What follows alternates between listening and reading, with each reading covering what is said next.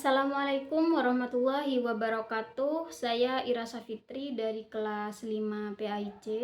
Di sini saya akan menjelaskan materi tentang model penelitian portofolio. Yang mana pada mata kuliah evaluasi pembelajaran PAI yang diampu oleh dosen Bapak Fikri Farihin MPDI. Baik, tanpa berlama-lama langsung saja ke pembahasan materinya. Pengertian penelitian portofolio. Dalam dunia pendidikan, istilah portofolio ini dapat digunakan untuk melihat perkembangan peserta didik dari waktu ke waktu berdasarkan hasil karya sebagai bukti dari hasil kegiatan. Adapun portofolio juga dapat dipandang sebagai suatu proses sosial, yaitu sebagai collection of learning experiences yang terdapat dalam pikiran peserta didik, baik yang berwujud pengetahuan, keterampilan, sikap, dan nilai. Adapun perbedaan nilai portofolio dengan asesmen lainnya yaitu yang pertama yaitu dokumen yang dapat dimasukkan dalam portofolio lebih beragam. Dan yang kedua, berbeda dengan proyek yang tugasnya telah ditentukan oleh guru. Yang ketiga yaitu ada dokumen yang dimasukkan dalam portofolio dirancang dari tugas yang sederhana sampai pada tugas yang kompleks. Dan yang keempat yaitu dalam portofolio perlu dicantumkan jurnal selama membuat portofolio dan refleksi siswa.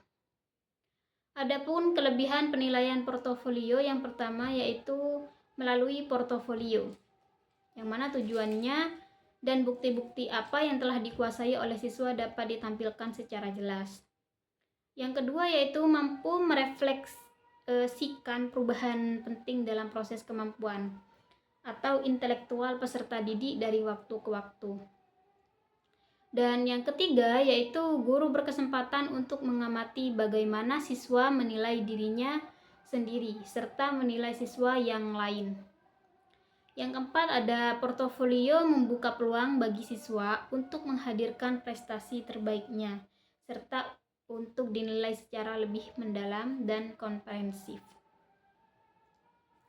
Adapun kekurangan dari penilaian portofolio ini, yang pertama yaitu ada kekurangan atau kelemahan penilaian portofolio ini bersumber dari belum atau tidak kondusifnya suasana kelas untuk mengimplementasikan metode yang relatif baru ini. Dan yang kedua yaitu membutuhkan interaksi antara guru dengan siswa yang lebih. Yang ketiga sangat berkaitan dengan kondisi siswa. Yang keempat yaitu penilaian portofolio menuntut waktu yang relatif lebih banyak dibandingkan dengan jenis penilaian yang lain.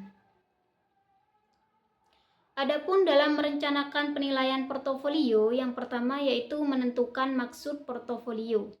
Jadi tentukan apakah portofolio yang Anda tugaskan itu untuk penilaian karya terbaik atau untuk penilaian kemajuan atau perkembangan kompetensi siswa. Yang kedua yaitu menyesuaikan tugas dengan kurikulum. Jadi maksudnya agar efektif, tugas kinerja untuk portofolio harus sesuai dengan tujuan yang ditentukan di dalam kurikulum.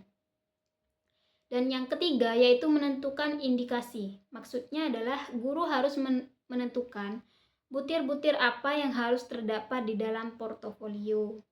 Yang keempat yaitu menentukan format portofolio. Maksudnya guru harus menentukan format portofolio agar kumpulan karya siswa sistematis dan tidak sulit untuk dinilai.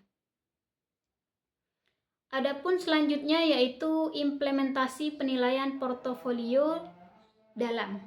Maksudnya adalah penilaian portofolio ini dilaksanakan di setiap berlangsungnya proses pembelajaran di kelas tersebut sesuai dengan jadwal pelajaran tersebut. Adapun setiap minggu terdapat 2 kali pertemuan dengan durasi 2 kali 45 menit atau pertemuan.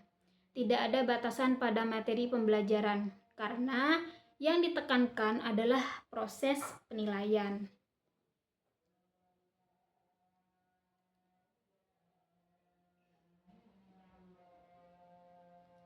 Baik, terima kasih. Mungkin itu saja yang dapat saya jelaskan mengenai materi tersebut. Kurang lebihnya mohon dimaklumi. Akhirul kalam. Assalamualaikum warahmatullahi wabarakatuh.